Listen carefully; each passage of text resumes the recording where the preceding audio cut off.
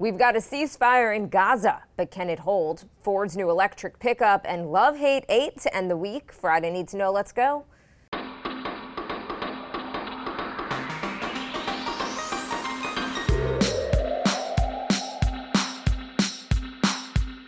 Good morning, this is Cheddar's Need to Know podcast for Friday, May 21st. I'm Jill Wagner with Carlo Versano. Hey, Carlo.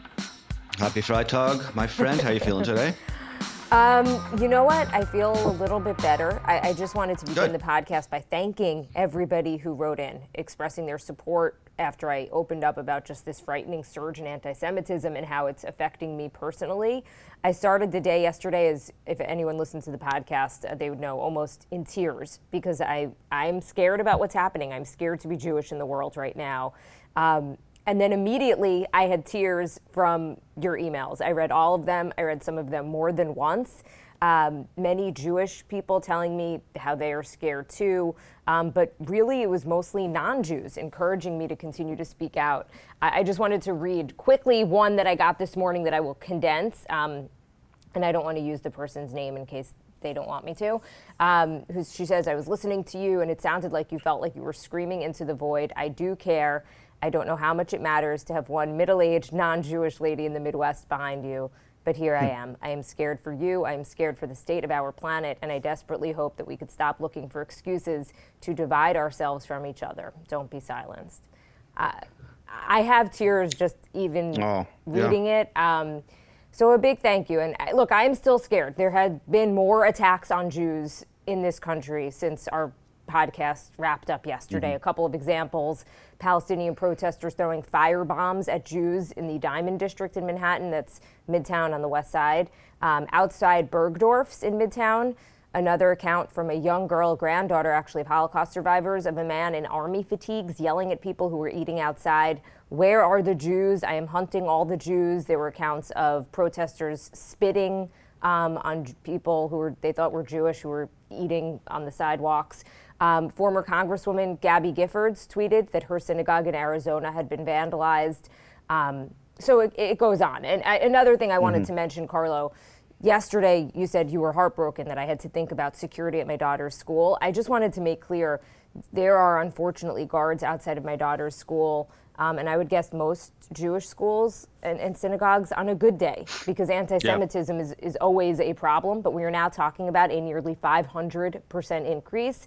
And like anti-Asian hate, racism against black people, this is just what gets reported. The actual number is a whole lot higher. So I am still scared, but I'm also quite hopeful after receiving so many messages, and just a genuine thank you from the bottom of my heart for everybody who wrote in the messages. I can't tell you how much it means to me. Remarkable emails yesterday, truly. On that note, a very big development in the Middle East. A ceasefire between Israel and Hamas appears to be holding in the early hours after Egypt helped broker this deal between the two sides to lay down their weapons.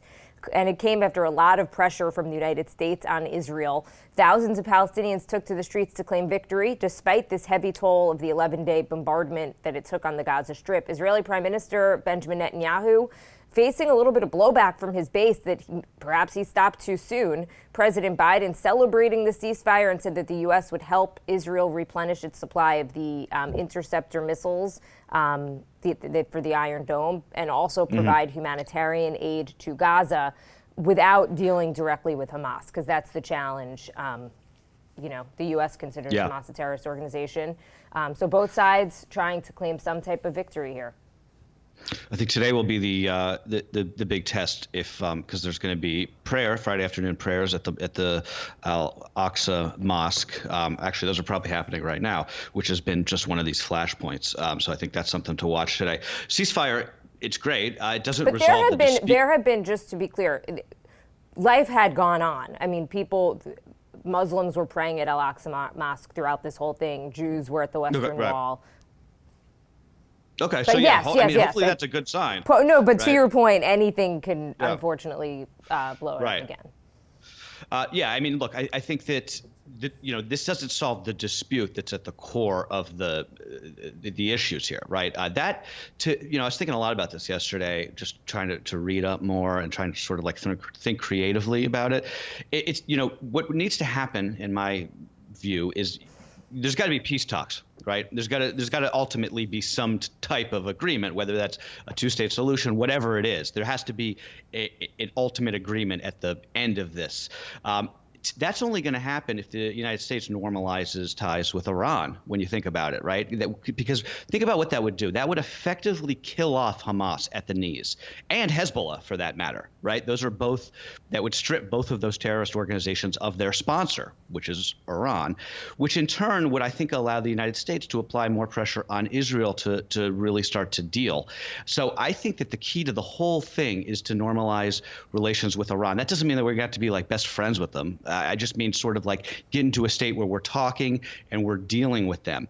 That starts with going back to the nuclear deal. And it's surprising to me that Biden hasn't done that yet. I know that they're making diplomatic progress on it, but it seemed to me like that was such an obvious, a no-brainer. And I'm a little bit surprised that it hasn't happened yet. Carlo Versano solving the Mideast peace process with one. You heard it here first, yes, Jill. Impressive, Carlo. Look, I hope this ceasefire lasts. Both sides again claiming victory. Israel saying it severely damaged Hamas's infrastructure. Hamas saying that it changed the dynamic on the ground and proved that the Iron Dome penetrable. Unclear, as we know, if the ceasefire is going to last. Back in 2014, there was a ceasefire, then more fighting, another ceasefire, more fighting. I think maybe it was the 6th ceasefire that finally held. Obviously, this is a huge step in the right direction. And it's unclear what the threshold's going to be, right? So just say a Palestinian goes rogue and not under the guise of Hamas, but fires a rocket into Israel. Is that enough to derail the whole thing? Who knows, right? So let's just pray for everybody that this time it does last. The real question is, as you mentioned, what comes next? Because Israel's Supreme Court, which I should note does have 2 Arabs on it, I believe, will still need to decide about Sheikh Jarrah. That's the East Jerusalem neighborhood that was one of the flashpoints here. So right. Will the fighting start again, right? That decision has still not been made. It was put off for about a month. Money's going to pour into Gaza now. How do you make sure that it gets to the people who so desperately need it? And rebuild homes and hospitals and schools and bookstores. And how do you make sure Hamas doesn't just use it to try to get more missiles? And I think you make a great point. How do we change this dynamic long term? No one's been able to do it. I think the Biden administration was kind of hoping that they could sit on the sidelines for a little bit and focus on other big issues. But the last week has shown that they can't. No, exactly. Yeah. I mean, talk about a vexing issue, right? How many presidents, every president of our lifetime has tried to make this something that they could solve, and it just hasn't happened.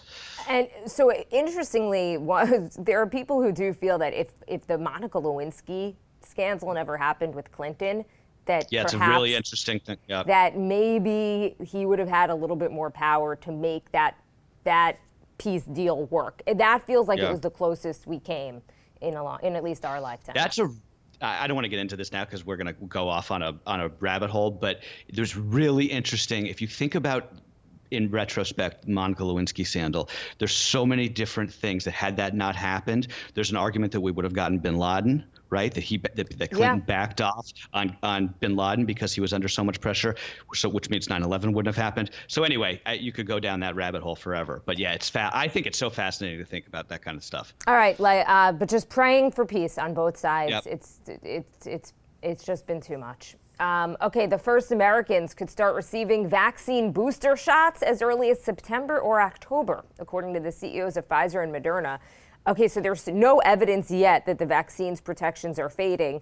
The vaccine makers are just already making their boosters under the assumption that they will be needed. Other coronavirus vaccines, kind of like the flu shot, tend to fade over time. Mm-hmm. So meanwhile, New York, Maryland, creating lotteries for people who get vaccinated after Ohio reported that its numbers shot up after announcing its drawings. Pay attention to Japan. these next couple of weeks. They just authorized the Moderna and AstraZeneca vaccines there to help with their vaccine drive, which is just an absolute catastrophe. 4% of people in Japan have been inoculated. That's really remarkable for a country as advanced as Japan is. They're dealing with a really bad fourth wave now, and the Olympics are in 2 months. I mean, I don't know. This is really going to be unbelievable if we actually try and put on an Olympics during a COVID wave in Japan, right?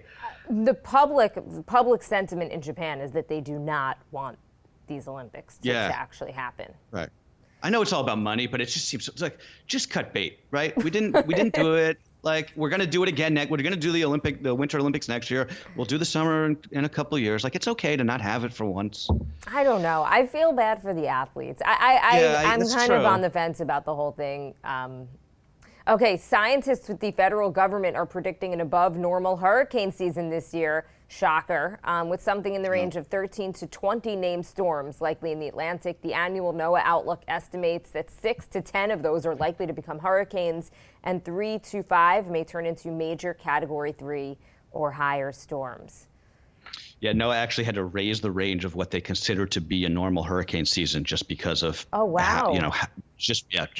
did that a few months ago. It was just because there is no normal's not normal anymore, right? The oceans are warming and we're getting these really intense storms. Last year was unbelievable, right? It was almost like it didn't even happen because there was so much other stuff going on that we barely even covered. The fact that there were so many hurricanes, we ran out of names for them. But anyway, experts, they don't expect that this year is going to be as bad as last year's record-breaking season. So that's good. But they do say now is the time for coastal areas just to start preparing for this summer. All it takes is one, right? If you're in that line of fire, and it's just wild in terms of what's going on with hurricanes. The thing that I always think about is, as a reporter, we always say, a once in a century storm, or once in a 50-year storm. Oh, yeah. Those are happening every year now. Yeah, I know. Okay, Ford says it took more than 200,000 reservations for the new electric F-150 pickup truck in just the first 12 hours since it was revealed. The F-150 Lightning, one of the biggest bets yet by a major legacy automaker on the future of electric vehicles. Ford is pricing the Lightning aggressively. The base model comes in just below $40,000 with a 230-mile range in a bet that it can compete head-on with Tesla's similarly priced Cybertruck. This thing is pretty cool. I finally got a chance to really kind of look at it yesterday. So this truck can store so much power, according to Ford, that in a blackout, it could supply a house's just normal power usage for 3 whole days. Wow. And if that house were to actually conserve power, it could keep the lights on for more than a week. So think about how it could be useful, like what we saw in Texas earlier this year, for instance. So that the Lightning, which they're calling it, the F-150 Lightning, arrives next spring. Nobody really knows when the Cybertruck is supposed to come out. He had said later this year, maybe next year. There's also a third, much more expensive electric pickup made by this startup called Rivian, which also looks really cool, that's coming out in the next few months. That one's priced much higher, closer to $70,000. But pickup trucks are hugely popular in this country. The F-150, I believe, every year is the highest selling vehicle in the United States. So if you can get truck owners to really come on board the EV train, that's going to be very important in the process that we're now undertaking to phase out the internal combustion engine.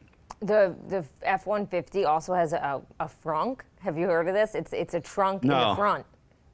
And it's apparently quite spacious, and I'm into it.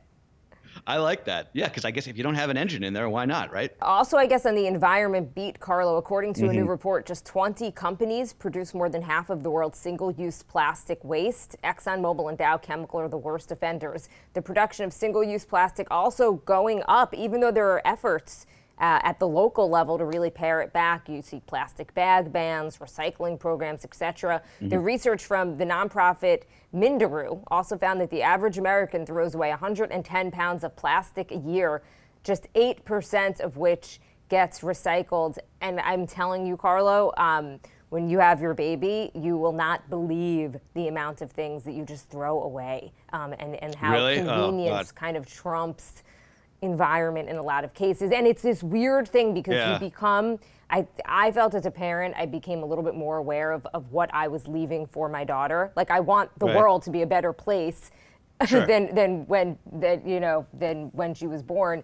However, you're also like, it's 3 a.m. I've got a diaper blowout that I need to take care of. Right. So Recycling is going to go on Yeah. the back burner for this one. But you know what? This is really this has like been a real hobby horse of mine for these last couple of years on this podcast. I remember one of the first times I ever really got blowback was when I went on a rant about paper straws and how much I hated them. Not just blowback, people actually agreed with me too. But this, I think, is more evidence of my crusade against paper straws, because it doesn't matter. Right? What is this telling you? It's telling you that 20 companies in the world make 70 million tons of plastic a year. It doesn't matter whether you go to a coffee shop and your straw is paper or plastic. Honestly, it doesn't really matter if you have solar panels on your roof. You can go ahead and do all those things. I'm not saying you shouldn't. More power to you, right? You should recycle. It's the right thing to do. But my point is that these sort of like rinky-dink things that we do on the margins are just the Sisyphean task, right? The only way that you actually affect change on the climate is that you have to regulate these companies, because the companies are the ones that are actually creating the vast majority of our problems. So whether that's a carbon tax or a petrochemical tax for plastics, I don't know what the answer is, but I'm just saying it's like, feel good about yourself for getting a paper straw with your coffee that's then going to disintegrate, and you're going to have to get another one and then another one and then another one. But it's not actually helping the environment, right? Also, by the way, recycling is basically BS. I know a lot of people are going to be mad at me for saying that, but you should still do it.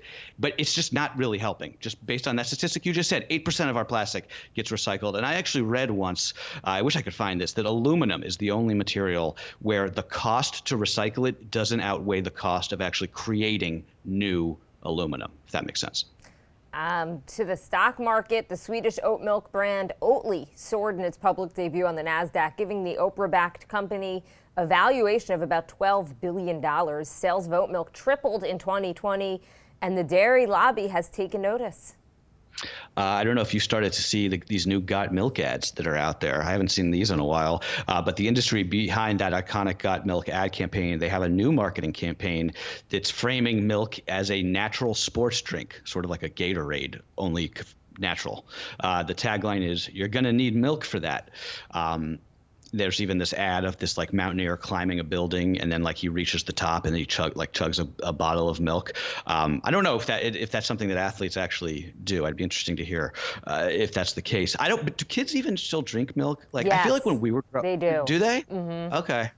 I feel like when we were growing up, it was normal to drink like several glasses of milk a day. But I can't remember the last time I just was like, oh man, I really just need a glass of cold milk. And I like milk.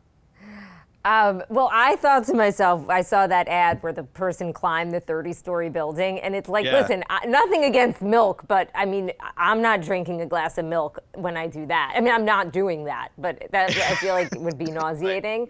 Yeah. But the sports drinks are also kind of gross because they're filled with just so much sugar and all that stuff. But yes, I cannot wait for your daughter's arrival. It's going to change the way you see everything. And milk will once again become a staple in your house.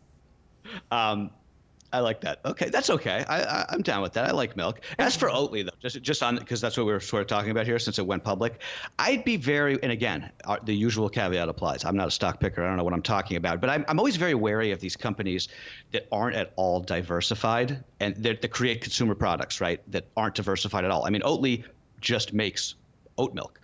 Well, they make ice cream. They make Oh, okay. All right. So they have a cream and couple. Right. but all based around Yeah. the idea of getting the milk from oats. But they have started with other products. I think that the oat milk is like 90% of their sales. So what I'm saying is just like consumer tastes are so fickle. Like oat milk is trendy right now. Like it's hot. But who knows if that's going to be the case next year or whatever. Maybe there'll be like some new hot milk in town, or maybe this ad campaign will work and the trendy thing will be TikTokers talking about how much they love drinking milk, right? Who knows? You know, the magic potion that everyone always talks about is breast milk. There's a big market for it. People it's a crazy thing that you'll find out about. There's like a weird secondhand market for breast milk where people who are not babies pay for breast milk. Yeah, it's bonkers. I thought you meant moms buy it like to replenish their own stock. Sometimes you will see that. It's Right. but just get ready to be absorbed into the breast milk world. Oh God. So you're saying like regular people out there, like I want There to get are some of there that. are yes. It's Oh, not God. like mainstream, but it exists. So you're saying I can make a couple bucks off this, maybe? But no, there are like there used to be wet nurses. Right. Anyway, Man, I am not let's at not all go on. prepared for this. I don't want to go on a breast milk tangent. Yeah. But anyway, okay, let's do a little love hate hate.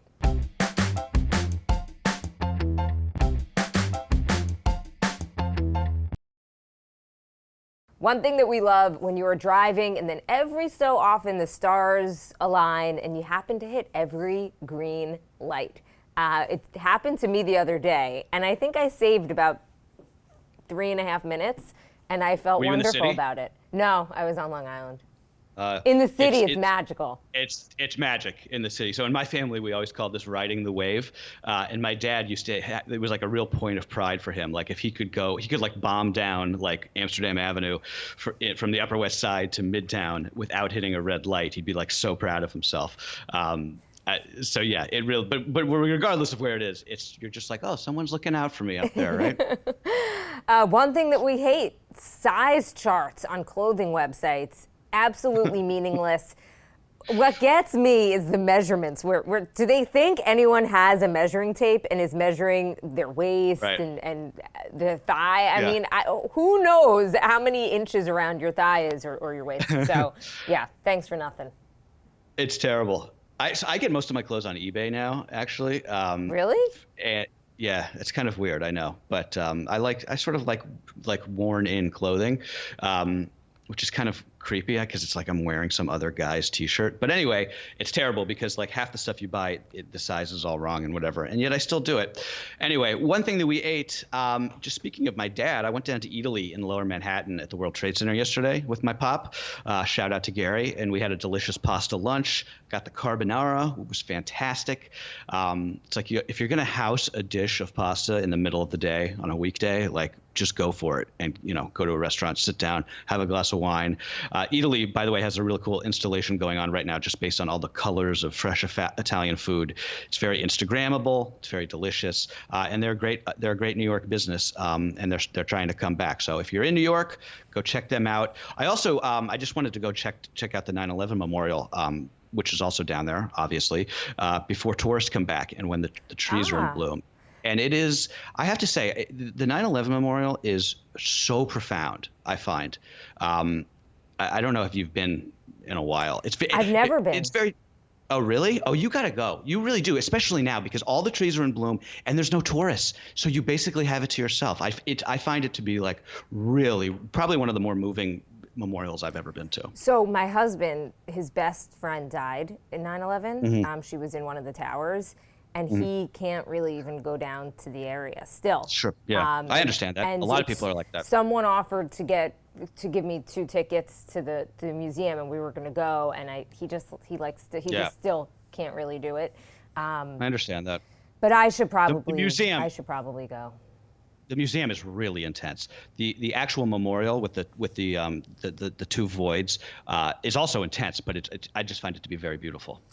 I don't know how we got into a 9/11. On love, hate, hate. Normally we stay pretty light, but I think I think that's actually a great reminder, though, for all of the museums and all of the tourist attractions in New York. Take advantage of them now. Yeah, absolutely. Okay, that's what you need to know for Friday, May 21st. All right, guys. Until next time.